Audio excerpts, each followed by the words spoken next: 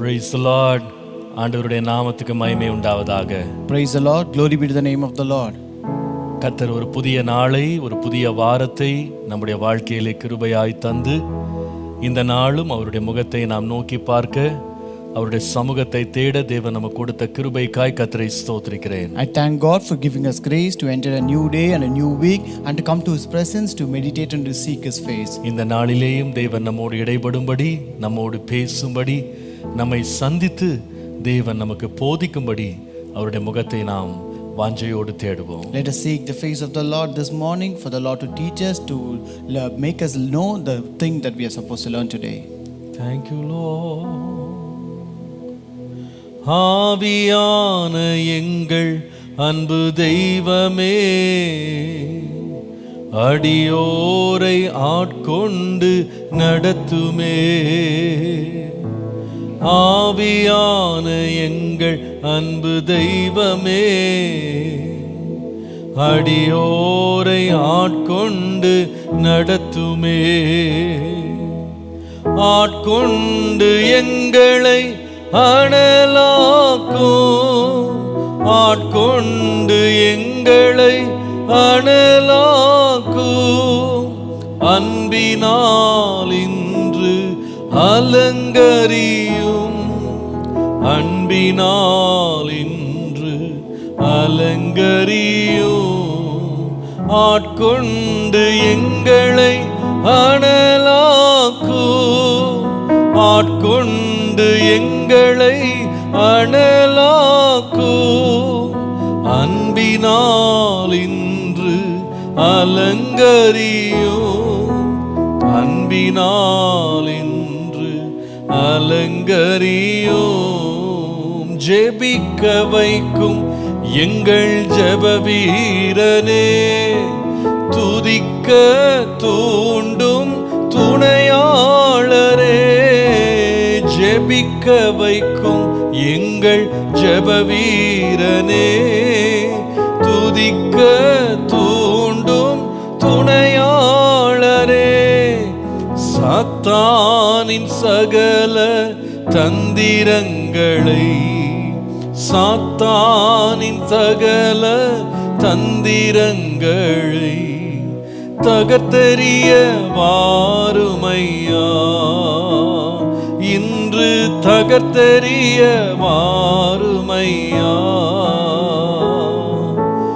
ஆட்கொண்டு எங்களை அனலாக்கும், ஆட்கொண்டு எங்களை அனலாக்கும். அன்பினால் இன்று அலங்கரியும், அன்பினால் இன்று அலங்கரியும்.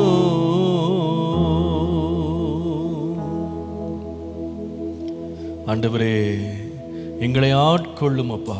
Lord, you take control of us, Lord. இன்றைக்கு உம்முடைய அன்பும் உம்முடைய தயவும் எங்களை அலங்கரிக்கட்டும் ஆண்டவரே.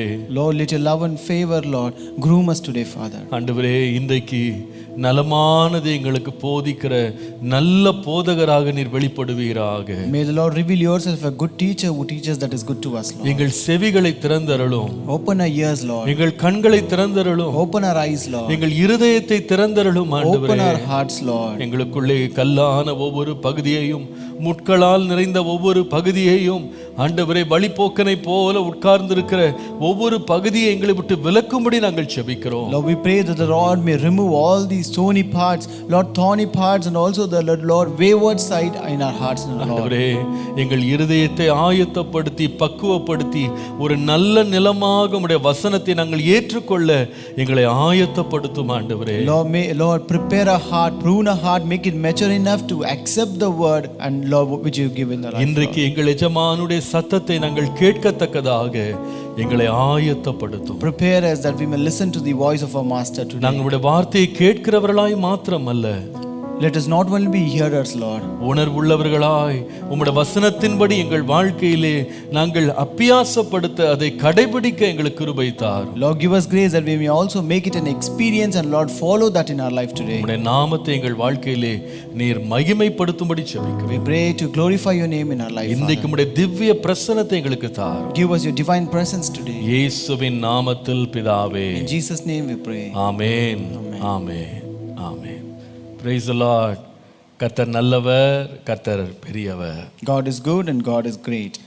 180 நாட்களில் வேதத்தை வாசித்து முடிக்கிற முயற்சியில நாம் ஈடுபட்டிருக்கிறோம். We are all taking part in 180 days Bible reading challenge. அதே வேளையில நீதிமொழிகள் புஸ்தகத்திலிருந்து 180 தியானங்களை நாம் தியானிப்பதற்கு கர்த்தர் நமக்கு ஒவ்வொரு நாளும் கிருபை தந்து வருகிறார். At the same time the Lord is giving us grace to do 180 devotions from the book of Proverbs. ஆண்டவருடைய கிருபையினாலே இன்றைக்கு நாம் 73வது நாளுக்குள் நாம் வந்திருக்கிறோம். By the grace of God we have entered 73rd day today. ஒவ்வொரு நாளும் நமக்கு வேண்டிய ஆலோசனைகளை, சத்தியங்களை, தேவன் மறைபொருள்களை வெளிப்படுத்தி கொடுத்து தேவன் நம்மை திருப்தியாக்கி இருக்கிறார். And the Lord has really revealed all the great truths, great secrets to us and has satisfied us each and every day. இந்த நாளிலேயும் தம்முடைய மகத்துவமான கிரியையை கர்த்தர் நம்முடைய வாழ்க்கையிலே செய்வாராக. May the Lord also do his great work even today in our life. இந்த காலை வேளையிலேயும் நம்முடைய தியானத்திற்காக நீதிமொழிகளின் புஸ்தகம் 3ஆம் அதிகாரம் 11-12 வசனங்களை நாம் வாசிக்கலாம். Let us read from the book of Proverbs chapter 3 verses 11 and 12. என் மகனே, நீ கர்த்தருடைய சிட்சையை அற்பமாக எண்ணாதே, அவர் கடிந்து கொள்ளும்போது சோர்ந்து போகாதே. My son, do not despise the chastening of the Lord, nor detest his correction. தகப்பன் தான் நேசிக்கிற புத்திரனை சிட்சிக்கிறது போல கர்த்தரும் எவனிடத்தில் அன்பு கூறுகிறாரோ அவனை சிட்சிக்கிறார். For whom the Lord loves he corrects, just as a father the son in whom he delights. கர்த்தருடைய பரிசுத்த நாமத்திற்கு மகிமை உண்டாவதாக. Glory be to the holy name of God. ஆண்டவருடைய அளவற்ற கிருபையினாலே ஒரு சில நாட்களாக நாம் தொடர்ந்து இந்த வசனத்தில் தரித்திருந்து நாம் கற்றுக்கொண்டிருக்கிறோம். By the grace of God, for past few days we are staying in this verse and we are learning from this verse. நாம் முக்கியமாக முதலாவது தேவனுடைய தெய்வீக சிட்சைக்கும் தெய்வீக தண்டனைக்கும் உள்ள வித்தியாசத்தை முதலாவது நாம் படித்து கொண்டோம். First we studied the difference between divine punishment and divine chastisement. நான் நினைக்கிறேன் ரெண்டுக்கும் பெரிய வித்தியாசம் இருக்கிறது. I tell you there's a great difference between the both. தெய்வீக தண்டனை என்பது அவருடைய கோபாக்கினைக்கு பாத்திரராய் இருக்கிற தேவனற்ற துன்மார்க்க மக்கள் மேல் வெளிப்படுகிறது. Divine punishment is revealed on people who are worthy to receive the wrath and punishment of God, who walk in a wicked way. ஆனால் தெய்வீக சிட்சை என்பது துன்மார்க்கருக்கல்ல, தம்முடைய சொந்த பிள்ளைகள் மேல் வெளிப்படுகிறது. But divine chastisement or divine discipline is not for his enemies or wicked people, but it is for his children. உலகத்தின் நியாயாதிபதியாக தம்முடைய சத்துருக்கள் மேல் தம்முடைய கோபாக்கினையை தேவன் வெளிப்படுத்துகிறார். As a judge of all the earth, God will take vengeance on of all his foes. ஆனால் அவருடைய பிள்ளைகளாகிய நம்மேல் வரவேண்டிய கோபாக்கினையை தம்முடைய குமாரனாகிய இயேசுவின் மேல் இயேசு வெளிப்படுத்தி விட்டார். But the Lord revealed or put over the vengeance or the wrath that should come on us who are his children upon Jesus. இயேசுவின் மேல் கோபாக்கினை வந்து விட்டது. This wrath came upon Jesus. ஆகவே நம்மேல கோபாக்கினை இல்ல, நமக்கு வருகிறது சிட்சை. Therefore we don't have this punishment but we have discipline. இதுல வித்தியாசம் என்னன்னு நம்ம படித்தோம். So we saw the difference between both. நான் சொன்னேன், ஒரு தண்டனை என்பது ஒரு சூழ்நிலையை சரி செய்கிறது, சிட்சை என்பது ஒரு நபரை சீர் செய்கிறது. I told you punishment is about making the situation right, whereas discipline is about helping the person get right. தண்டனையில பார்ப்பீர்களானா தகப்பனுக்கும் மகனுக்கும் தண்டனை இருக்குமானால் ஒருவர் இன்னொருவருக்கு தண்டிக்கும் போது அந்த தண்டனை ரெண்டு பேரையும் வெகுவாராக பிரித்து விடுகிறது. ஆனால் சிட்சையோ ரெண்டு பேருக்குள்ள உறவை உறுதிப்படுத்துகிறது. In punishment the bonding between the parent and child become estranged, whereas in discipline the bonding becomes stronger between the parent and the child. தண்டனை என்பது என்ன சொல்லுகிறது என்றால், நான் சொல்லுகிறதை நீ அப்படியே செய்ய வேண்டும் என்று அதை கண்டிப்பாக்குகிறது. அதற்கு எந்த ஒரு வாய்ப்பையும் மாற்றி செய்வதற்கு இடம் கொடுப்பதில்லை. ஆனால் சிட்சை என்பது ஆலோசனையை கொடுத்துவிட்டு தெரிந்தெடுக்கிற வேலையை பிள்ளையினுடைய கையிலே கொடுக்கிறது. Punishment demands complaints of the rules, whereas discipline gives a counsel and presents a choice for the child to choose it. தண்டனை என்பது ஒரு பிள்ளையை ஒரு குற்றவாளியாக பார்க்கிறது. சிக்ஷை என்பது ஒரு பிள்ளையை சீஷனாக பார்த்து நீண்ட காலம் எடுத்து அவனை உருவாக்குகிறது. Punishment sees the child as a criminal, but discipline sees the child as a disciple, and it takes a long process to make the child. கர்த்தருடைய நாமத்திற்கு மகிமை உண்டாவதாக. Glory be to the name of the Lord. தண்டனைக்கும் சிக்ஷைக்கும் வித்தியாசம் என்னன்னு முதலாவது படிச்சோம். First we learned about the difference between punishment, discipline and punishment. இரண்டாவது நாம் கவனித்தது தேவன் யாரை சிக்ஷிக்கிறார் என்று கவனித்தோம். Next we saw about the candidates of God discipline. யாரை அவர் சிக்ஷிக்கிறார்? Whom will the Lord discipline? மூன்று காரியங்களை நாம் கவனித்தோம். We saw three things. முதலாவது தம்மால் தத்தெடுக்கப்பட்ட பிள்ளைகள் அல்லது புத்திர சுவிகாரத்தை பெற்ற பிள்ளைகளை தேவன் சிக்ஷிக்கிறார். First the Lord will discipline his adopted children. இரண்டாவது அவர் மறுபடியும் பிறந்த அவருடைய பிள்ளைகளை சிக்ஷிக்கிறார். Next the Lord disciplines born again children. மூன்றாவது அவருடைய உடன்படிக்கை கீழ் கொண்டு வரப்பட்ட உடன்படிக்கையின் பிள்ளைகளை அவர் சிக்ஷிக்கிறார். Third the Lord disciplines covenant children who are brought under his covenant. அது மாத்திரமல்ல, கடந்த முறை நாம் தியானித்த பொழுது அடுத்த பகுதியை நாம் தியானித்தோம். ஆண்டவர் ஏன் சிக்ஷிக்கிறார், நம்மை ஏன் சிக்ஷிக்கிறார்? In the last meditation we saw the causes of God discipline. Why does the Lord discipline us? நம்மை தேவன் சிக்ஷிக்க காரணம் என்ன? What are the reason or causes for God to discipline us? மூன்று காரியங்களை கவனித்தோம். We saw three things. ஏன் நம்மை மாத்திரம் ஆண்டவர் சிக்ஷிக்கிறார், பிள்ளைகளை சிக்ஷிக்கிறார் என்றால், முதலாவது நாம் நமக்குரியவர்கள் அல்ல, நாம் அவருக்கு சொந்தமான பிள்ளைகள், ஆகவே நம்மை சிக்ஷிக்கிறார். So first reason why the Lord disciplines is we are not our own but we are his own. இரண்டாவது ஏன் தேவன் நம்மை சிக்ஷிக்கிறார் என்றால், தேவன் நம்மை சிக்ஷிக்கிறதுக்கு பின்னணியில நம்மை குறித்து ஒரு நோக்கத்தை, ஒரு திட்டத்தை வைத்திருக்கிறார். Second, why the Lord disciplines is because God has his own plan about us. ஏதோ நம்மை வேதனைப்படுத்த வேண்டும், நம்மை நெருக்க வேண்டும், நம்மளை நசுக்கணும்னு அவர் சும்மா நம்மளை சிக்ஷிக்கல. It's not that the Lord disciplines just to afflict us or just to oppress us or cause pain to us. அவர் தம்முடைய குமாரனாகிய இயேசுவின் சாயல் நம்மில் வெளிப்படுவதற்கு ஏதுவாக நம்மை சிக்ஷிக்கிறார். The Lord disciplines us that the image of his son Jesus may be seen in us. மூன்றாவது கவனித்தோம், ஏன் நம்மை சிக்ஷிக்கிறார் என்றால், தேவன் நம்மை இன்னும் பூரணப்படுத்தவில்லை. நாம் பூரணத்தின் பாதையிலே போய்க் கொண்டிருக்கிறோம், நாம் இன்னும் அடைந்தாயிற்று, முற்றிலும் நாம் தேரவில்லை, ஆகவே தேவன் நம்மை சிக்ஷிக்கிறார். The third reason why the Lord disciplines is that the work of God is not over yet in our life to attain perfection. கர்த்தருடைய நாமத்திற்கு மகிமை உண்டாவதாக. Glory be to the name of the Lord. இன்றைக்கு அடுத்த பகுதியை நம்ம தியானிக்க போகிறோம். Today we are going to meditate the next part. இன்றைக்கு நாம் கவனிக்க போகிற நம்முடைய தியானத்தின் நோக்கம் என்னவென்றால், தேவன் தம்முடைய பிள்ளைகளை எவ்வாறு சிக்ஷிக்கிறார். Today we are going to study about how the Lord disciplines his children. இன்றைக்கு இந்த செய்தியினுடைய தலைப்பு characteristics of God's discipline, அல்லது தேவனுடைய சிக்ஷையின் தன்மை என்ன, குணாதிசயம் என்ன. So today the title of the sermon is characteristic of God's discipline. மறுபடி வாசிக்கலாம். நீதிமொழிகள் 3ஆம் அதிகாரம் 12ஆம் வசனத்தை வாசிக்கலாமே. Let us read again Proverbs chapter 3 and verse 12. எவ்வாறு தேவன் சிக்ஷிக்கிறார்? How will the Lord discipline? தகப்பன் தான் நேசிக்கிற புத்திரனை சிக்ஷிக்கிறது போல கர்த்தரும் எவனிடத்தில் அன்பு கூறுகிறாரோ அவனை சிக்ஷிக்கிறார். For whom the Lord loves he corrects, just as a father the son in whom he delights. நல்லா கவனிங்க.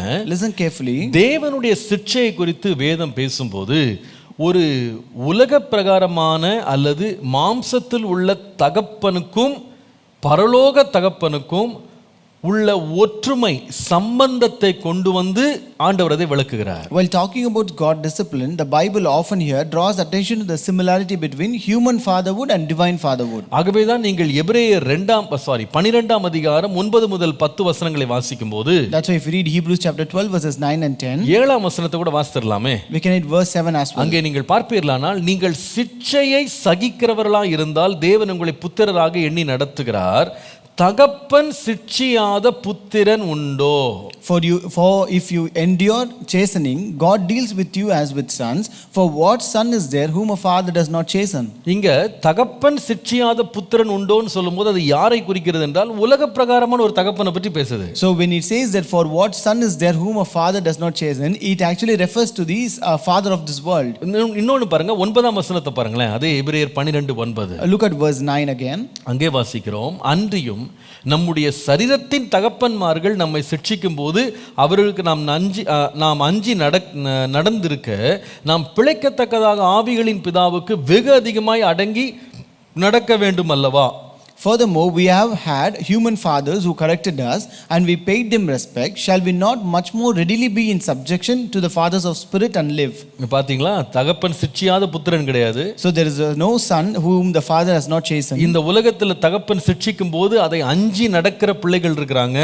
And when the father corrects in this world, we have children who pay respect to that. அதே போல நாம தேவனுடைய சிட்சைக்கு நாம அஞ்சி நடக்கணும். Similarly, we should also pay respect and be subject to the 10ஆம் வசனத்துல வாசிக்கும்போது in verse 10 it says, இந்த உலக தகப்பன்மாருடைய சிட்சையை மறுபடியும் கொண்டு வருகிறார். உதாரணமாக அவர்கள் கொஞ்ச காலம் மாத்திரம் சிட்சித்தார்கள், தங்களுக்கு நலமாய் தோன்றினபடி கொஞ்ச காலம் சிட்சித்தார்கள். Here again he speaks about the human fatherhood, for they indeed for a few days chastened us as seemed best to them. அப்ப நீங்க பாத்தீங்கன்னா தேவனுடைய சிட்சையை எதோடு ஒப்பிடுகிறார் என்று சொன்னால் மனுஷன் அல்லது உலக பிரகாரமான தகப்பனுடைய சிட்சைக்கு ஒப்பீடு செய்கிறார். So here he compares the God's discipline with the discipline of the father in this world. ஆனால் நீங்கள் பார்ப்பீர்களானால் ஒரு உலக பிரகாரமான மனுஷனுடைய அல்லது மாம்சத்திற்குரிய ஒரு தகப்பனுடைய சிட்சைக்கும் பரம தகப்பனுடைய சிட்சைக்கும் நீங்க ஒப்பீடு செய்வீர்களானால் உலக பிரகாரமான மாம்ச தகப்பன்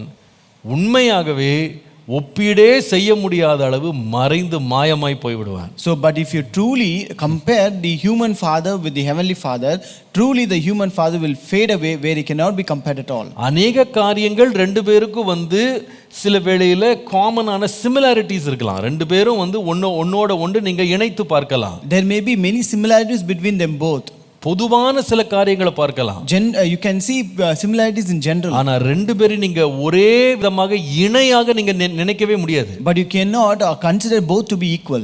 இது எப்படி இருக்குன்னு சொன்னா, how is this? நம்ம வீட்டுக்குள்ள இருக்கிற மெழுகுவர்த்திக்கும் வெளியில பிரகாசிக்கிற சூரியனுக்கு என்ன வித்தியாசம் இருக்கு அந்த மாதிரி தான். So it is like the difference between the candle that we have at home and the sun we have that gives light. நல்லா கவனிங்க. Listen carefully.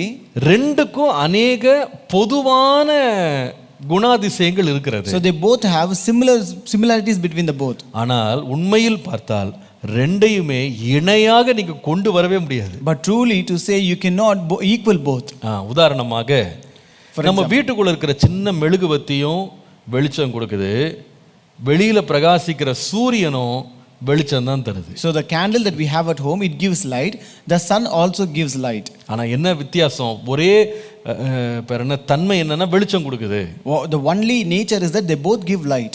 சிமிலாரிட்டி அதான். ஆனா டிஃபரன்ஸ் பாத்தீங்கன்னா இந்த மெழுகுவர்த்தி வெளிச்சம் கொடுத்தாலும் அது ஒரு சின்ன அறைக்கு மட்டும் தான் வெளிச்சம் கொடுக்கும், சூரியனோ பூமிக்கே வெளிச்சம் கொடுக்கும். Though the candle gives light, it gives light only to those in a room, but whereas the sun gives light to the world. அதே போல பாருங்க, ஒரு மெழுகுவர்த்தியில் இருக்கிற நெருப்பு சூடு கொடுக்கும், சூரியன் என்ன கொடுக்கும்? சூட்டை கொடுக்கும். So similarly the candle gives heat, so does the sun. ஆனா வித்தியாசம் என்னன்னு கேட்டீங்கன்னா, இந்த மெழுகுவர்த்தியினுடைய தீ இருக்கு பாருங்க, அது அதிகபட்சம் என்ன செய்யும்னா அதோட மெழுக உருக செய்யும். So what is the difference is that this candle to the maximum may melt the wax. ஆனா சூரியனுடைய ஒளி இருக்கு பாருங்க, பனி மலைகளை கூட உருக செஞ்சிரும் அப்படியே. But the sun melts even mountains of ice. அப்போ ரெண்டுக்குள்ளேயும் பொதுவான சில தன்மைகள் இருந்தாலும் ரெண்டையும் ஒன்றோடு ஒன்று நீங்க ஒப்பிடவே முடியாது. So though there are certain similarities between them, but you cannot equal them or compare both. அதே போல உலக பிரகாரமான மாம்ச தகப்பனுக்கும் பரம தகப்பனுக்கும் சில பொதுவான காரியங்கள் இருந்தாலும் ரெண்டு பேரையும் நீங்க இணையாக நிறுத்தவே முடியாது. Similarly, when you can find certain similarities between the heavenly father and human father, but you cannot equal them both. நல்ல கவனிங்க. Listen carefully. உலக பிரகாரமான மனித தகப்பன்மாரிலேயே நல்ல தகப்பன் கெட்ட தகப்பன் என்று நம்ம வித்தியாசப்படுத்துறோம். So even in the human father we have a difference between as good earthly father and bad earthly father. ஆனா இந்த நல்ல உலக தகப்பனுக்கும் கெட்ட உலக தகப்பனுக்கும் உள்ள வித்தியாசம் 1 மில்லிமீட்டர் அப்படின்னு வச்சிருந்தா, so if we have the difference between a good earthly father and a bad earthly father to be a millimeter, நான் சொல்லுவேன் உலகத்துல உள்ள மிக சிறந்த தகப்பனுக்கும் பரம தகப்பனுக்கும் நீங்க இணையா நிறுத்துறீங்கன்னா எட்டாத உயரத்தில் ஆண்டவர் நிற்பார். But when you see the difference between God and the best earthly father in this world, it is infinite. நான் சொல்லுவேன், அதனால தான் தேவன் சொன்னாரு, நான் வானத்திற்கும் பூமிக்கும் எவ்வளவு உயரமோ அதை போல உன்னுடைய எண்ணங்களுக்கும் என்னுடைய எண்ணங்களுக்கும் அவ்வளவு வித்தியாசம் இருக்குன்னு சொன்னார். So that's why the Lord said, as the difference between the heaven and earth, so are the distance between your thoughts and my thoughts. ஒரு உதாரணத்தை உங்களுக்கு காண்பிக்கிறேன். I will show you an example. மத்தேயு 7ஆம் அதிகாரத்துக்கு வாங்க. Come to Matthew 7. 9 முதல் 11 வசனங்களை வாசிக்கும்போது verses 9 to 11. அங்கே இயேசு சொல்லுகிறார், உங்களில் எந்த மனுஷன் ஆகினாலும் தன்னிடத்தில் அப்பத்தை கேட்கிற தன் மகனுக்கு கல்லை கொடுப்பானா? மீனை கேட்டால் அவனுக்கு பாம்பை கொடுப்பானா? Or what man is there among you who, if a son asks for bread, will give him a stone, or if he asks for a fish, will he give him a serpent? அப்போ அவர் சொல்றது, அவன் கேட்கறத எந்த தகப்பனும் கொடுத்துருவான் தன் பிள்ளைக்குன்னு சொல்றாரு. So here he says that a father will give whatever his son asks him. நாம் இதை உலகத்துல உள்ள நல்ல தகப்பன்னு வச்சுக்கிட்டா கூட, if you consider this to be the best earthly father, தேவனோடு நீங்க இணையா பார்க்க ஆரம்பிச்சீங்கன்னா, but if you compare that father with God, இப்படிப்பட்ட கொடுக்கிற தகப்பனுக்கு பைபிள் கொடுக்கிற பட்டம் என்னன்னா, பொல்லாதவர்களாகிய நீங்கள் அடுத்த வசனம் ஆரம்பிக்கும். The next verse starts as, if you then being evil. This is the title given to this good father. அப்பனா அர்த்தம் என்னன்னா, இந்த உலகத்திலேயே உள்ள சிறந்த தகப்பன் தேவனோடு இணையாக பார்க்கப்பட்டானா அவன் இருக்கிறதுலே பொல்லாதவனாக வெளிப்படுவான். It means that even the best dad in the eyes of the world is worst dad in comparison with God. கர்த்தருடைய நாமத்துக்கு மகிமை உண்டாவதாக. Glory be to the name of the Lord. சங்கீதம் 27:10 அதனால தான் சொல்லுகிறது. That's why Psalm 27:10 says, உன் தகப்பனும் என் தாயும் என்னை கைவிட்டாலும் கர்த்தர் என்னை சேர்த்துக் கொள்வார். when my father and my mother forsake me, then the Lord will take care of me. நம்முடைய தேவனோடு இணையாக எந்த அன்பையும் நம்ம கொண்டு வரவே முடியாது. We cannot compare any other love equal to our God. அவருடைய அன்பு இணையில்லாத ஒரு அன்பு. So his love is incomparable. அவருடைய அன்பு எட்டவே முடியாத ஒரு அன்பு. His love is beyond measure. அந்த அன்பு மாறாத ஒரு அன்பு. It is a never changing love. அந்த அன்பு எல்லா அன்பிலும் மேன்மையானதும் உயர்ந்த அன்புமாய் இருக்கிறது. So that love is greater and higher in all kinds of love. ஒரு அழகான பழைய பாடல் பாடுவாங்க. So they used to sing a very beautiful old song இயேசுவின் அன்பை குறித்து, about the love of Jesus. அந்த பாடல்ல ஒரு வரியை நான் உங்களுக்காக பாட விரும்புறேன். So I want to sing a stanza from that verse.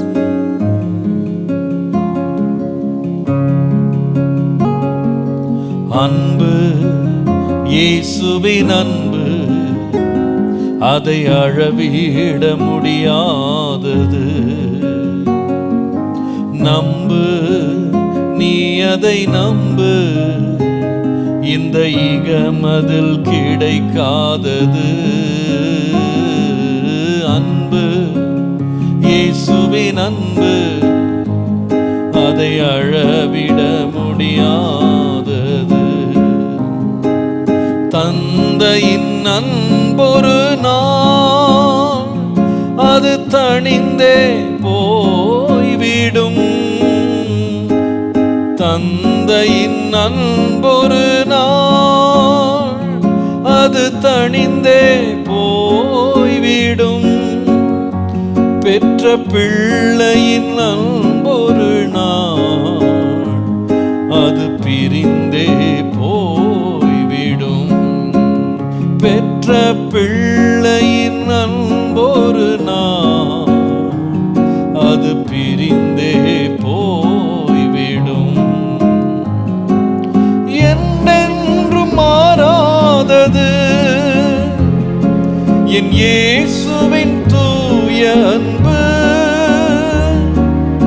என் வாழ்வில் தீராதது என் தேவனின் ஜீவ அன்பு. என் வாழ்வில் தீராதது என் இயேசுவின் தூய அன்பு. அன்பு, இயேசுவின் அன்பு, அதை அளவிட முடியாதது. நம்பு, நீ அதை நம்பு, இந்த ஈகமதில் கிடைக்காதது. அன்பு, இயேசுவின் அன்பு, அதை அளவிட முடியாதது. நம்பு, நீ அதை நம்பு, இந்த ஈகமது கிடைக்காதது. ஹல்லேலூயா. Hallelujah. அவருடைய அன்பு இணையில்லாத அன்பு. His love is immeasurable. மனிதனுடைய சிறந்த அன்பு கூட தேவனுடைய அன்போடு ஒப்பிடவே முடியாது. Even the best love of this man cannot be compared with the love of இன்றைக்கு God. காலையில தேவனுடைய தகப்பனை போன்ற அன்பினால் உண்டாகிற சிட்சை, அவருடைய சிட்சைக்கு உள்ள குணாதிசயங்களை இன்னைக்கு நாம் படிக்க போறோம். So today we're going to read or learn about the characteristics of God discipline as a father. ஒருவேளை தகப்பனுடைய சிட்சைக்கும் பரம தகப்பனுடைய சிட்சைக்கும் சில பொதுவான காரியங்கள் இருந்தாலும் தேவனுடைய சிட்சைக்கு அதற்கென்று விசேஷித்த உன்னதமான சில குணாதிசயங்கள் வேதத்தில் இருக்கிறது. Though there are similarities between the discipline of God and discipline of human father, but there are certain characteristics which are very special in the Bible about God's discipline. மூன்று காரியங்களை நான் சொல்ல முடியும். I can tell you three things. முதலாவது, First, நீங்கள் மறுபடியும் நீதிமொழிகள் 3ஆம் அதிகாரம் 9 முதல் 10 வசனங்களை பாருங்கள். read Proverbs chapter 3 verses 9 and 10.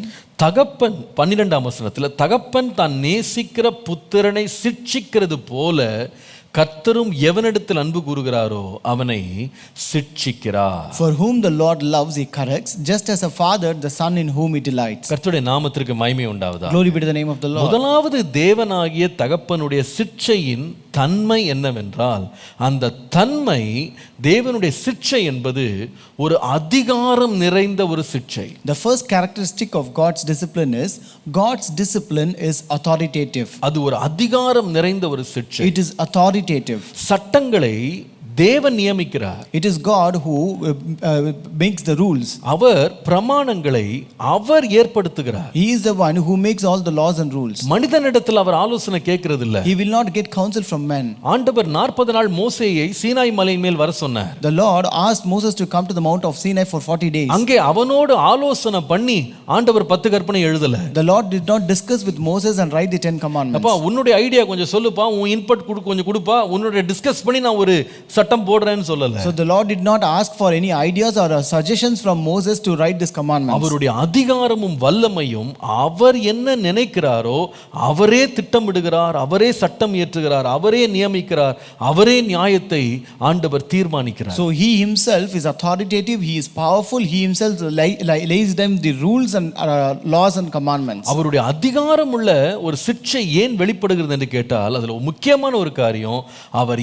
எதை நியமிக்கிறாரோ அதை அவர் ஒரு நாளும் மாற்றுகிறதே கிடையாது. The reason why he is authoritative is revealed, it's because he will never change what he has already appointed. உலக தகப்பனை பார்த்தீங்கன்னா கூட கொஞ்சம் காம்ப்ரமைஸ் பண்ணுவாங்க. So when you look at the worldly father, they will compromise. கொஞ்சம் விட்டு கொடுப்பாங்க. They will just give up. அவங்க காலத்துக்கு ஏற்ற மாதிரி கொஞ்சம் மாறுவாங்க. They will change according to the situation. ஆனா நம்முடைய தேவனோ மாறவே மாட்டார். But our God will never change. மல்கியா 3:6 பாருங்க. If you read Malachi 3:6, நான் கர்த்தர், நான் மாறாதவர். For I am the Lord, I do not change. ஏசாயா 55:10 முதல் 11 வசனங்களை பாருங்கள். Isaiah 55 verses 10 and 11. தேவனுடைய வார்த்தையின் மாறாத தன்மை அதை நீங்க படிக்கலாம். You can read the never changing characteristic of God. மாரியும் உறைந்த மழையும் வானத்திலிருந்து இறங்கி அவ்விடத்திற்கு திரும்பாமல் பூமியை நினைத்து அதன் முளை கிளம்பி விளையச் செய்து விதைக்கிறவனுக்கு விதையும் புசிக்கிறவனுக்கு ஆகாரத்தையும் கொடுக்கிறது எப்படியோ அப்படியே என் வாயிலிருந்து புறப்படும் வசனமும் இருக்கும். அது வெறுமையா என்னிடத்தில் திரும்பாமல் அது நான் செய்ய விரும்புகிறதை செய்து நான் அதை அனுப்பின காரியம் ஆகும்படி வாய்க்கும். For as the rain comes down and the snow from heaven and do not return there, but water the earth and make it bring forth and bud, that it may give seed to the sower and bread to the eater, so shall my word be that goes forth from my mouth. It shall not return to me void, but it shall accomplish what I please, and it shall prosper in the thing for which I sent it. கவனித்தீர்களா? Did you notice it? பரம தகப்பனுடைய சட்டம், அவருடைய நியமனம், அவருடைய நியாயங்கள் எப்படி இருக்கு, அவருடைய வார்த்தை எப்படி இருக்குன்னா, ஒரு முறை அவருடைய வாயிலிருந்து உதிர்த்து விட்டதென்றால் அது ஒரு நாளும் அவர் பின்வாங்க போகிறதில்லை, அதுல மாற போறதில்லை. The rules, the commandments, the laws, the ordinance of God is in this way. Once he utters a word, it will never return back to him. மேலிருந்து வர்ற மழை திரும்ப எப்படி ரிட்டர்ன் மேல போகாதோ அதே போல் ஆண்டவர் சொன்னார், என் வார்த்தை மாறவே மாறாது. Like how the rain which descends down will never return back, similarly my words will not again return back. அந்த வசனம் தான் விரும்புகிறதை செய்யும். It will accomplish what it pleases. அது அனுப்பின காரியம் ஆகும்படி வாய்க்க பண்ணும். And it shall prosper in the thing for which it is sent. அதுல மாற்றமே கிடையாது. There is no change in that. ஆகவேதான் இயேசு சொன்னார், That's why Jesus said, வானமும் பூமியும் ஒளிஞ்சு போய்டும், heaven and earth will fail, ஆனா நான் சொன்ன வார்த்தை அதுல ஒரு உறுப்பு கூட ஒழியாதுன்னு சொன்னார். but my word, even what title of my word will never fall. பாருங்க, தேவனுடைய சிட்சை என்பது அது எப்படிப்பட்ட ஒரு குணாதிசயம் உண்டது என்றால் அது ஒரு அதிகாரம் நிறைந்தது. The God's discipline is authoritative. கர்த்தருடைய நாமத்திற்கு மகிமை உண்டாவதாக. Glory be to the name of the Lord. ஆங்கிலத்துல வந்து ரெண்டு வார்த்தை இருக்கு, authoritative, authoritarian அப்படின்ற ரெண்டு வார்த்தை இருக்கு. ரெண்டுக்கும் பெரிய வித்தியாசம் இருக்கு. There are two words in English which is authoritative and authoritarian. Both have great difference. அதாவது அதிகாரம் நிறைந்தது அப்படின்றது வேற, அதிகார மயம் அப்படின்றது வேற. Authoritative is different, authoritarian is different. அதாவது சர்வாதிகாரின்றது வேற. So it is authoritarian. அதிகாரம் நிறைந்தது அப்படின்னு சொன்ன அர்த்தம் என்னன்னா அது வந்து கண்டிப்பாக இருக்கும், ஆனால் அன்போடு நிறைந்திருக்கும். So authoritative is something which is strict but it will be very warm. ஆனால் இந்த அதிகார மயமாக்கல் அப்படின்றது எப்படிப்பட்டதுன்னா அது ஸ்ட்ரிக்டா இருக்கிறது மாத்திரம் இல்லை, கண்டிப்பா இருக்கிறது மாத்திரம் இல்லை, அதுல கொஞ்சம் கூட இரக்கமே இருக்காது. But authoritarian is very strict, but and also there will be no mercy in that. அதாவது அத்தாரிட்டேட்டிவ் அப்படின்ற ஒரு தகப்பன் எப்படி இருப்பான்னா அவன் வந்து ஸ்ட்ரிக்டா இருப்பான், அதே வேளை ரொம்ப வார்மா இருப்பான், ரொம்ப அன்புள்ளவனா இருப்பான். Authoritative parents would be very strict and warm. ஆனா அத்தாரிட்டேரியன் பேரண்ட், அதாவது அதிகார மயம் நிறைந்த ஒரு தகப்பன் எப்படி இருப்பான்னா அவன் எப்படி இருப்பான்னா ஸ்ட்ரிக்டா இருப்பான், அதே வேளையில் ரொம்ப கோல்டா இருப்பான், கொஞ்சம் கூட இரக்கமோ ஈவோ கொஞ்சம் கூட கருணையோ இல்லாதவனா இருப்பான். So at the same time authoritarian parents are strict and they are cold. There is no mercy or love or any kind of kindness in them. தேவன் நமக்கு வந்து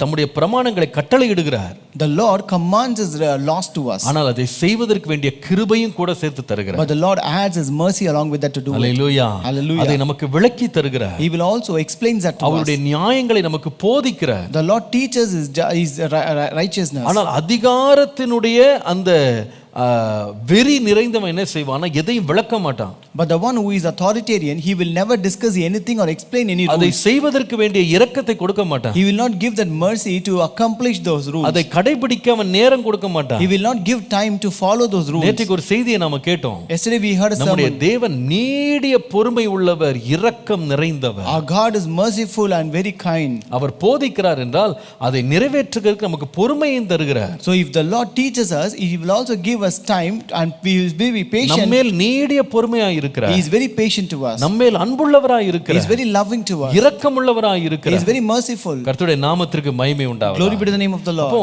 தேவனுடைய அந்த சிட்சை என்பது எப்படி வருதுன்னா அதிகாரம் நிறைந்ததாய் வருகிறது. Therefore God's discipline is authoritative. அதுல எந்த மாற்றமும் கிடையாது. There is no change in that. அது சொன்னதை நிறைவேற்றுகிறது. It accomplishes what it says. எத்தனை வருஷங்களானாலும் அது மாறவே மாறாது. No matter how many years it may take, but it will never change. ஆகவே தான் தேவனுடைய சிட்சை வல்லமை உள்ளது. That is why God's discipline has power. பாருங்க, உலக பிரகாரமான தகப்பன்மாருடைய பிரச்சனை என்னன்னா அநேகர் ரொம்ப அதிகாரத்தோட சில சிட்சைகளை வந்து அவங்க தங்க பிள்ளைகள் மேல் செலுத்துவாங்க. So the problem with the worldly parents is that they exercise many punishments upon their children in an authoritarian manner. ஆனா இவங்க எந்த சிட்சை எல்லாம் கொடுக்கறாங்களோ எதுலெல்லாம் இவங்க டிசிப்ளின் எதிர்பார்க்கறாங்களோ நிறைய வேளை அவர்களே அதை செய்யறது கிடையாது. But the problem is that in whatever fields they expect that discipline, they themselves won't exercise it. ஏன்னா அவர்களும் பலவீனமானவர்கள் தான். It's because they are already weak. அவர்களும் பாவிகள் தான். They are already sinners. அவர்களும் மாம்சத்தில் தான் இருக்காங்க. They are also in flesh. ஆகவே மாம்ச பலவீனத்துல தாங்க எதை தங்க பிள்ளைகள்ட்ட எதிர்பார்க்கறாங்களோ நிறைய வேளையில இவங்களே அதை செய்யறது இல்ல.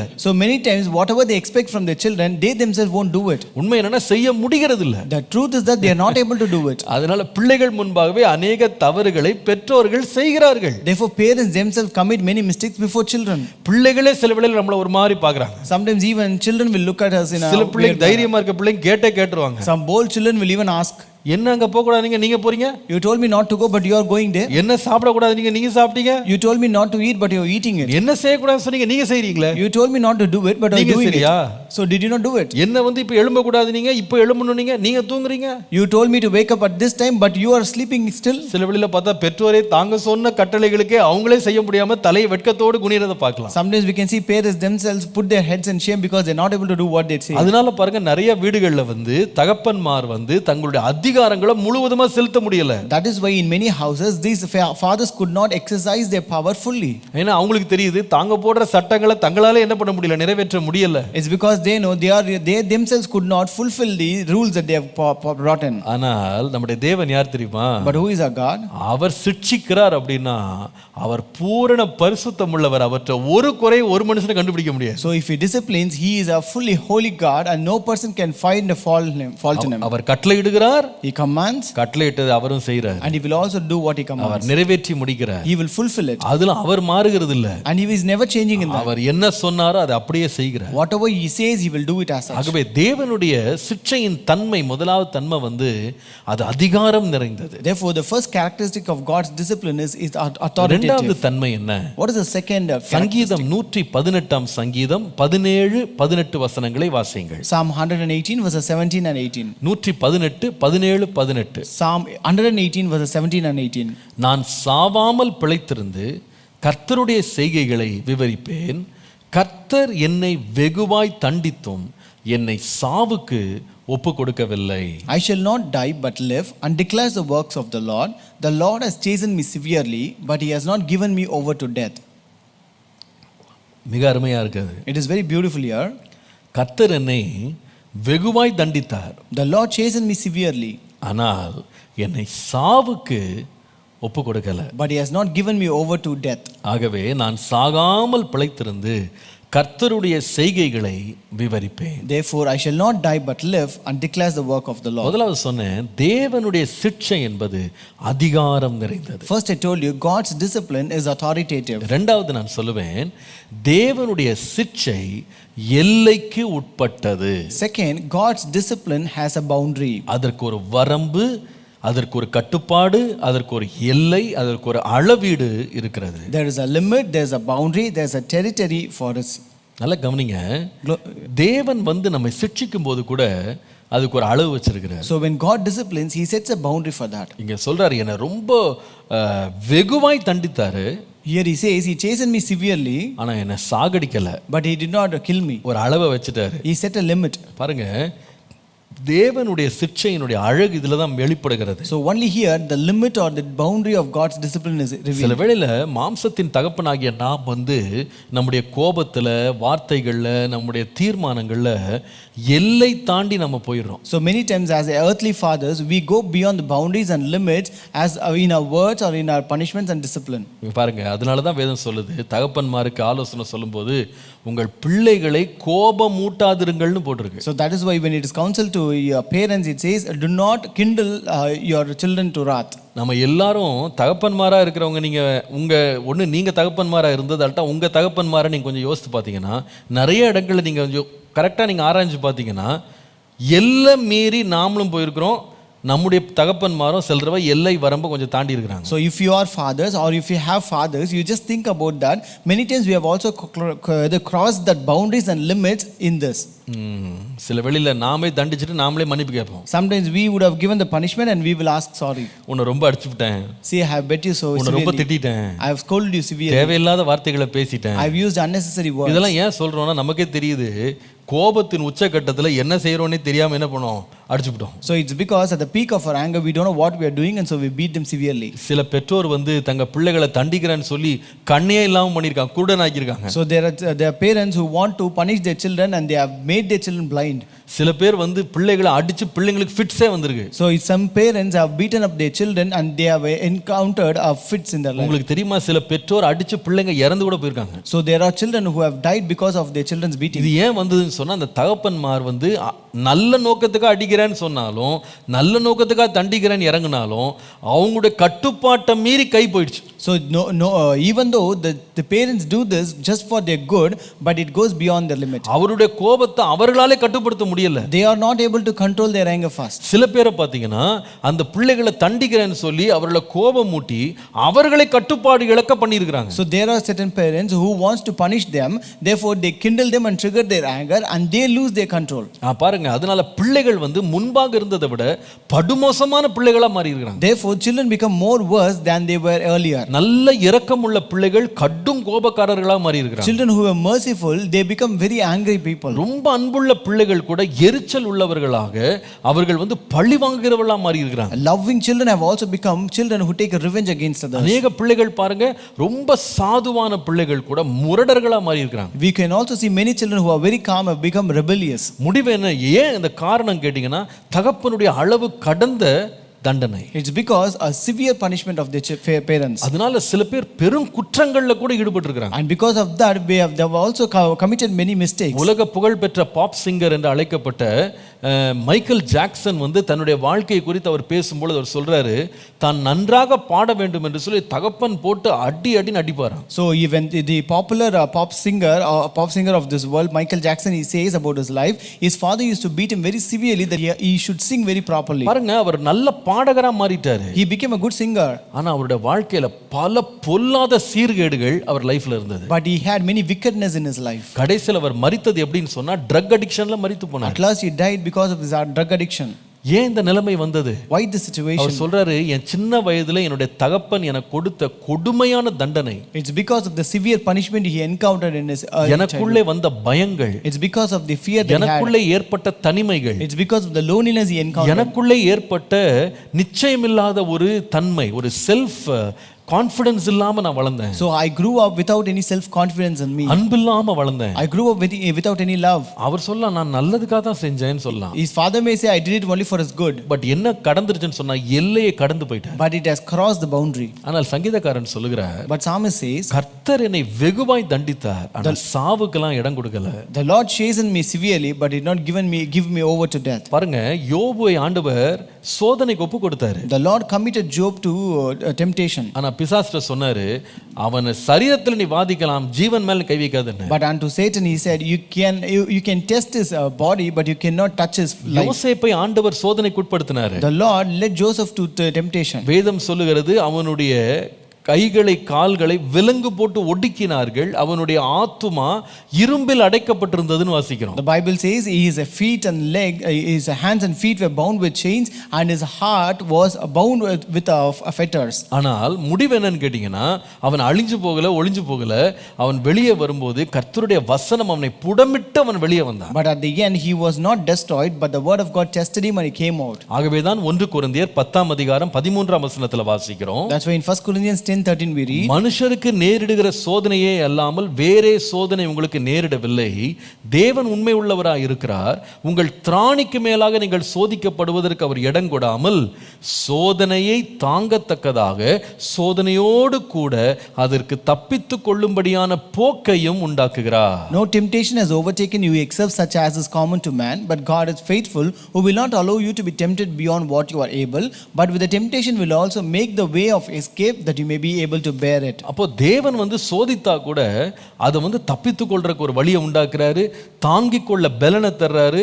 நம்முடைய திராணிக்கு மேல் அவர் நம்மை சோதிக்கிறது. So even though the Lord tempts us, he gives us a way of escape. He will also give us strength to bear, and he will also he will not tempt us beyond what we can bear. கர்த்தருடைய நாமத்திற்கு மகிமை உண்டாவதாக. Glory be to the name of the Lord. 1 யோவான் 5:3 வாசிப்பீர்களானால், If you read 1 John 5:3, வேதம் சொல்லுகிறது, நாம் தேவனுடைய கற்பனைகளை கைக்கொள்வதே அவரிடத்தில் அன்பு கூறுவதாம், அவருடைய கற்பனைகள் பாரமானவைகளும் அல்ல.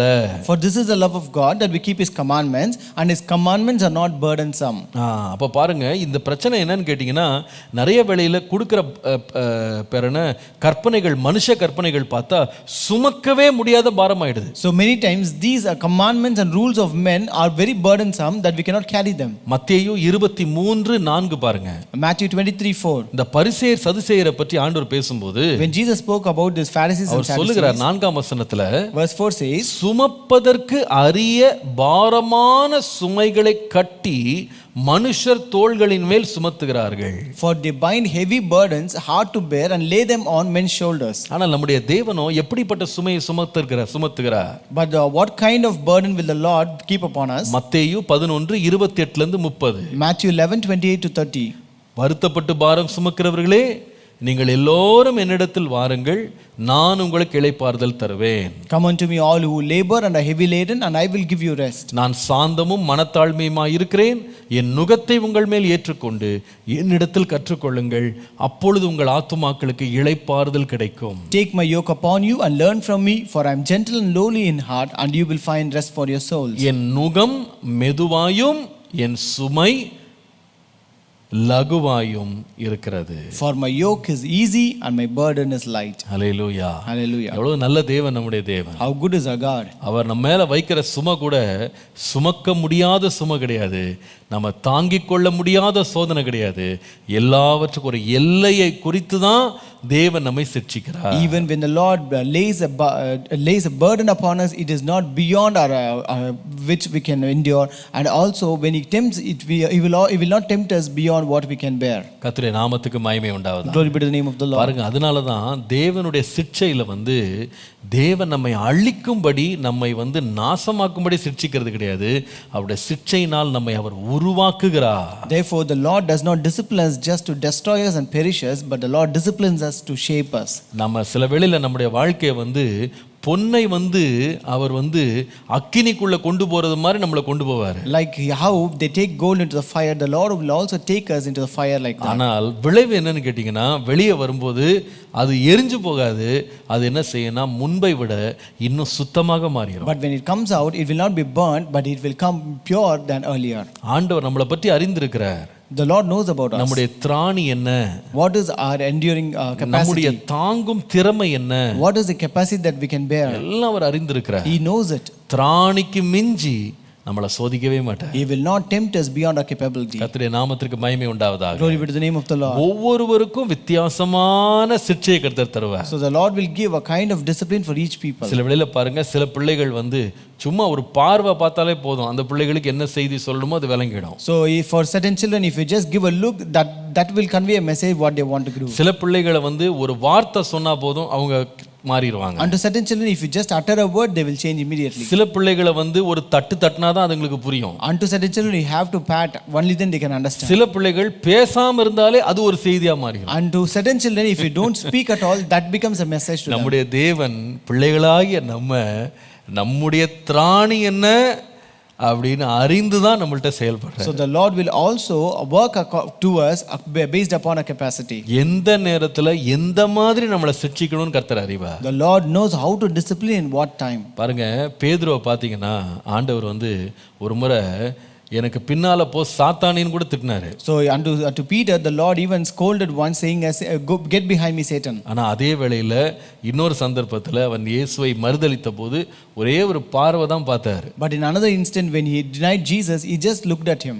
மூன்றாவது அவர் உயிர்த்தெழுந்து திரும்பி வந்தபோது என்னை நேசிக்கிறாயா என்று கேட்டு அவனை உள்ளத்தையே நொறுக்கிட்டாரு. And in the third instance when he rose up, he came and asked, do you love me? And he broke his heart. அவனை எப்படி அவர் பக்கம் இழுக்கணும்னு ஆண்டவருக்கு தெரியும். The Lord knows how to draw him towards him. அன்பானவர்களே, நம்முடைய தேவன் அவருடைய சிட்சையினுடைய மேன்மை என்னன்னு கேட்டீங்கன்னா, அவருடைய தன்மை அது ஒரு எல்லைக்குட்பட்ட ஒரு சிட்சை. The characteristic of God's discipline is that it has a boundary. நீங்க கர்த்தர் உங்களை சிட்சிக்கிற காலத்துக்குள்ள நீங்க போகும்போது நீங்க பயப்பட வேண்டாம். You are in good hands. அவர் நம்மை அறிந்தவர், நம்மை உருவாக்கினவர், நம்முடைய உள்ளந்திரியங்களை ஆராய்ந்து அறிந்திருக்கிறவர்.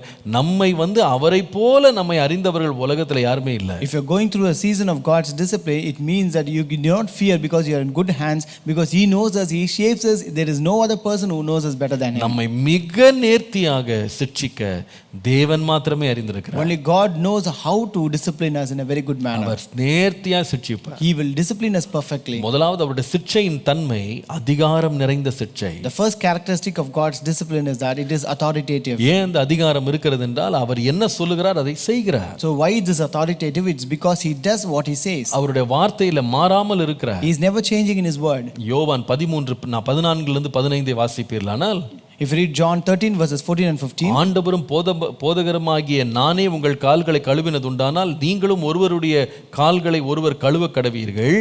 நான் உங்களுக்கு செய்தது போல நீங்களும் செய்யும்படி உங்களுக்கு மாதிரியை காண்பித்தேன்னு சொன்னார். If I then your Lord and teacher have washed your feet, you also ought to wash one another's feet, for I have given you an example that you should do as I have done to you. நாம் அவரை பின்பற்றி வரும்படி நமக்கு ஒரு மாதிரியை வைத்து போனதனால் அவர் அதிகாரம் உள்ளவராய் இருக்கிறார். So the Lord is authoritative because he has set an example that we may follow follow him.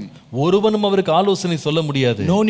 No person can advise God. ஒருவனும் அவரிடத்தில் குற்றம் கண்டுபிடிக்க முடியாது. No one can find fault with God. அப்படிப்பட்ட அதிகாரம் உள்ளவராய் இருக்கிறார். He is so authoritative. இரண்டாவது நான் சொன்னேன், அவருடைய சிட்சையிலே எல்லை இருக்கிறது. Second, I told you, God's discipline has a boundary. திராணிக்கு மிஞ்சி சோதிக்க மாட்டார். He will not discipline us beyond the boundary. மூன்றாவது அவருடைய தன்மை என்ன தெரியுமா? The third characteristic of God's discipline. கொரிந்தியர் 12ஆம் அதிகாரம் 7 முதல் 9 வசனங்களை பாருங்க. 2 Corinthians 12 verses 7 to 9. 2 கொரிந்தியர் 12 7 லிருந்து 9. 2 Corinthians 12 7 to 9. அன்றியும் எனக்கு வெளிப்படுத்தப்பட்டவைகளுக்குரிய மேன்மை நிமித்தம் நான் என்னை உயர்த்தாதபடிக்கு என் மாம்சத்தில் ஒரு முள் கொடுக்கப்பட்டிருக்கிறது.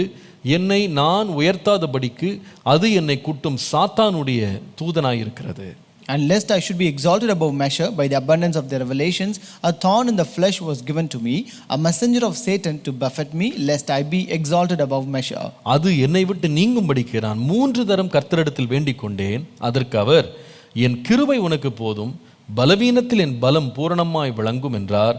ஆகையால் கிறிஸ்துவின் வல்லமை என்மேல் தங்கும்படி என் பலவீனங்களை குறித்து நான் மிகவும் சந்தோஷமாக மேன்மை பாராட்டுகிறேன். Concerning this thing I pleaded with the Lord 3 times that it might depart from me, and he said to me, my grace is sufficient for you, for my strength is made perfect in weakness.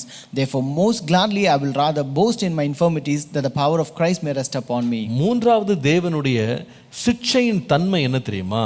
That தேவனுடைய சிட்சை இரக்கத்தோடும் அன்போடும் நிறைந்த ஒரு சிட்சை. the third characteristics of God discipline is filled with compassion.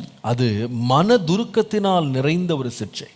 God's discipline is filled with compassion. கர்த்தருடைய நாமத்திற்கு மகிமை உண்டாகும். Glory be to the name of the Lord. இங்க பாருங்க, பவுல் அவர் சொல்றாரு, என் மாம்சத்துல ஒரு முள்ள ஆண்டவர் கொடுத்துட்டாரு. Paul here says, the Lord has given a thorn in my flesh. எதற்காகனா எனக்கு கிடைத்த மேன்மையான வெளிப்படுத்தல்களால எனக்கே பெருமை கர்வம் வந்துடக்கூடாதுன்னு சொல்லி ஆண்டவர் அதை பஃபட் பண்றதுக்காக, அதை அடக்கிறதுக்காக என் மாம்சத்தில் ஒரு முள்ளை வச்சுட்டாரு. So the Lord has set this thorn that I may not exalt myself or feel proud of myself because of the great revelation that I have received in my life. அப்போ அவர் என்ன செய்யறாருன்னா 3 முறை ஜெபம் பண்ணாரு, இதை எடுத்துருங்க ஆண்டவரே, இந்த முள்ளை என்னால் தாங்க முடியல, இந்த மாம்சத்தில் இந்த பலவீனம் என்னால் தாங்க முடியல. Therefore he prayed 3 times pleading, Lord, take away this thorn from me because I'm not able to bear this weakness in my body. இப்போ ஆண்டவர் பார்க்கறாரு. Now the Lord is looking at him. இந்த மகன் சொல்றாரு, இந்த முள்ளை எடுத்துருங்கன்னா தகப்பன் பார்க்கறாரு, இந்த முள்ளை எடுத்துட்டேன்னா இவன் தன்னையே அழிச்சுக்கிடுவான்றது அவர் தெரியும். So the son here is asking, Lord, take away this thorn, but the father is saying, if I remove this thorn from him, then he will destroy himself. ஆகவே என்ன பண்றாரு தெரியுமா? முள்ளை எடுக்கல. Therefore he did not take அந்த வேதனை அங்க தான் இருக்கு. That pain is still there. அந்த பலவீனம் அங்க தான் இருக்கு. That weakness is still present. அவர் சொல்றாரு, பயப்படாதப்பா. But he says, do not fear. ஒரு பக்கம் வேதனை இருந்தாலும் நான் இன்னொரு பக்கம் என்ன பண்றேன்னா தாங்கிக் கொள்றதுக்கு வேண்டிய கிருபையை உனக்கு நான் தர்றேன். Though you have pain on one side, but I will give you grace that you can endure it. உன் பலவீனத்துல என் பலன் பூரணமாய் விளங்கும். For my strength is made perfect in your weakness. இன்னொரு விதமா சொன்னா, in other words, நீ மாம்சத்துல பலவீனமா இருந்தாலும் ஆவியில உனக்கு நான் விசேஷித்த பலனை தர்றேன். Though you are weak in flesh, but I give you a special strength in your spirit. ஆகவே தான் பவுலால் சொல்ல முடிந்தது, என்னை பலப்படுத்துகிற கிறிஸ்துவினாலே எல்லாவற்றையும் செய்ய எனக்கு பலன் உண்டு. That's why Paul was able to say that I can do all things through Christ who strengthens me. மாம்சத்துல பலவீனம் தான். It is really a weakness in your body. ஆனா கர்த்தருடைய பலன் அதையும் தாண்டி மிஞ்சி நின்றது. But God's strength prevailed over it. இது என்ன காண்பிக்கிறது என்றால், ஆண்டவர் நம்மை சிட்சித்தாலும் அந்த சிட்சையில ஒரு தெய்வீக இரக்கம், ஒரு தெய்வீக மனதுருக்கம் அந்த சிட்சையில இருக்கும். So this shows, though the Lord disciplines us, but it is always filled with compassion and mercy of God. ஏசாயா 54 7ஆம் வசனம் முதல் ரொம்ப அருமையான ஒரு வேத பகுதி. If you read Isaiah chapter 54 from verse 7 onwards, it's a very beautiful passage. இமைப்பொழுது உன்னை கைவிட்டேன், ஆனாலும் உருக்கமான இரக்கங்களால் உன்னை சேர்த்துக் கொள்ளுவேன். For a mere moment I have forsaken you, but with great mercies I will gather you. 54:7 இமைப்பொழுது உன்னை கைவிட்டேன், ஆனாலும் உருக்கமான இரக்கங்களால் உன்னை சேர்த்துக் கொள்ளுவேன். For a mere moment I have forsaken you, but with great mercies I will gather you. 8ஆம் வசனம் பாருங்க. அற்ப காலம் மூண்ட கோபத்தினால் என் முகத்தை இமைப்பொழுது உனக்கு மறைத்தேன், ஆனாலும் நித்திய கிருபையுடன் உனக்கு இறங்குவேன் என்று கர்த்தராகிய உன் மீட்பர் சொல்லுகிறார். With a little wrath I hid my face from you for a moment, but with everlasting kindness I will have mercy on you, says the Lord your Redeemer. இது எனக்கு நோவாவின் காலத்தில் உண்டான வெள்ளம் போல் இருக்கும். நோவாவின் காலத்தில் உண்டான வெள்ளம் இனி பூமியின் மேல் புரண்டு வருவதில்லை என்று நான் ஆணையிட்டது போல உன்மேல் நான் கோபம் கொள்வதில்லை என்றும் உன்னை நான் கடிந்து கொள்வதில்லை என்றும் ஆணையிட்டேன். For this is like the waters of Noah to me, for as I have sworn that the waters of Noah would no longer cover the earth, so I have sworn that I would not be angry with you nor rebuke you. மலைகள் விலகினாலும் பர்வதங்கள் நிலை பெயர்ந்தாலும் என் கிருபை உன்னை விட்டு விலகாமலும் என் சமாதானத்தின் உடன்படிக்கை நிலை பெயராமலும் இருக்கும் என்று உன்மேல் மனதுருகுகிற கர்த்தர் சொல்லுகிறார். For the mountains shall depart and the hills be removed, but my kindness shall not depart from you, nor shall my covenant of peace be removed, says the Lord who has mercy on you. இதை நீங்க வாசித்து கொண்டே இருக்கலாம். அது உங்களை அப்படியே பரவசப்படுத்திடும். You can continue to read this, that will really excite you. இந்த பகுதியை நீங்க தொடர்ந்து வாசித்தீங்கன்னா இன்னும் அழகா இருக்கும். If you continue to read this passage, it will be very beautiful. வேணா இந்த தியானம் முடிஞ்ச பிறகு தனியா நீங்க வாசித்து பாருங்க. இந்த அதிகாரத்தின் முடிவு வரைக்கும் வாசித்து பாருங்க. So maybe after this devotion you can read the entire chapter and see. இந்த இஸ்ரவேல் ஜனங்க தேவனை இடைவிடாமல் கோபம் ஊட்டுறாங்க. So these Israelite people, they are continually kindling God.